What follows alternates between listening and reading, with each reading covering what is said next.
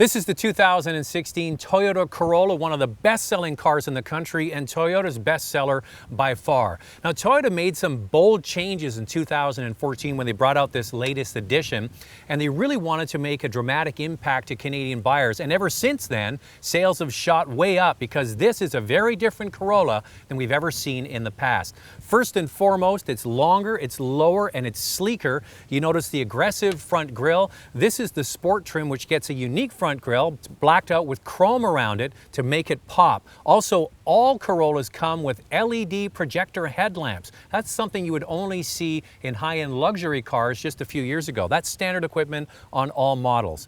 Also, the biggest difference though is they stretched the wheelbase, the space between the wheels, by 10 centimeters. That makes a much bigger cabin, but it also affects the way that this car rides, and we'll get to that in a moment. There's four basic trim levels. There's the base CE, there's the S, the sport model you see here, there's the LE and the LE Eco, which has a slightly different engine.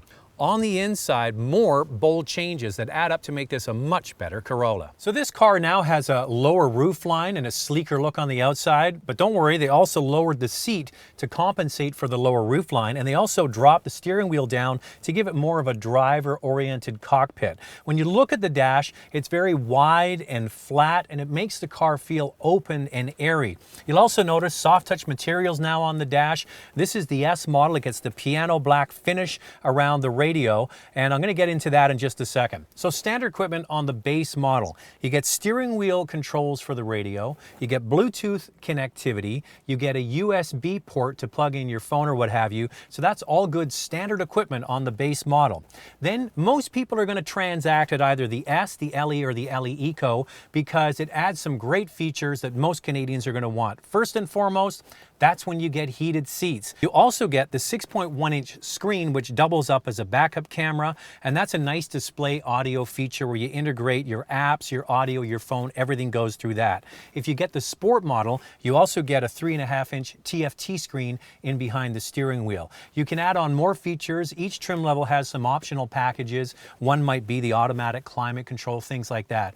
The seats are covered as standard equipment with a nice looking fabric, but you can upgrade and get what's called soft text. That's the faux leather, and faux leather a lot of people like, and I do too, because it holds up and it looks great years down the road. Now the back seat, I mentioned they've added a full 10 centimeters of space between the wheels, and that benefits the back seat in a big way. You get very big doors to get in the back now. There's plenty of legroom, actually an enormous amount of legroom for a compact car, and you notice the flat floor. This is fantastic for loading kids or really anybody in and out quickly, so the back seat is very usable, and a lot of families use this as their only car, so this car has a good all-round capability.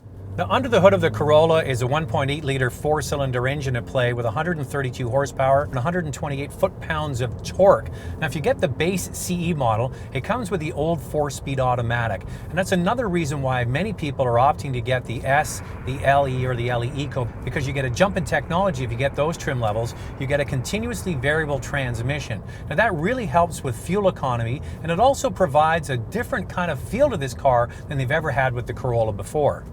It makes the car smoother. You take off from a light and it's very progressive power, and when you add that into the longer wheelbase, and that's what they do with luxury cars. Luxury cars have long wheelbases. It smooths out the ride. So this is a much more sophisticated feeling car than we've ever had from Corolla before. Now, if you go for that LE Eco, you get a bump in horsepower. It's 8 horsepower more at 140 horsepower, and that has what's called a valve-matic engine. It's kind of techie talk for what they do is they change the valve opening timing, which improves fuel economy and also gives you that bump in horsepower. Now, speaking of fuel economy, this Corolla is rated at 8.6 liters per 100 kilometers in the city and 6.5 liters per 100 kilometers on the highway when equipped with an automatic transmission. So the overall feel of this car, once again, is it's much more sophisticated feeling, and you can feel a slight difference depending on which model you get. If you get the base model, it comes with 15-inch wheels. Most models come with 16-inch wheels, and this sport model has optional 17-inch wheels. So if you're driving one of these cars on a test drive, try them all to see which one you like. I particularly like the sport model because of one thing. It has a sport button down here, and what that does is it changes The mapping of the continuously variable transmission, because it's really a one-gear transmission, it mimics 7 set gear points, and that makes the car feel a little bit livelier. You even have paddle shifters behind the steering wheel to make the car a little bit more effective. So try once again the Eco for economy, the Sport for sportiness, and the base model for price point. So sure, Toyota invested a lot in the way the car looks and interior features, but the one thing that has sold so many Corollas over 50 plus years now is the fact that they're reliable, they're durable, and they have what I call the Bank of Toyota. You put your money in, you drive your Toyota for many years, you trade it in or sell it, and you get a lot of money back. They have fantastic resale value. And the pricing has always been very attractive. The base model obviously is the value leader. It starts at $15,995. The LES and LE Eco with automatic all start at roughly $20,000. Fully loaded, the most expensive S model is $24,680.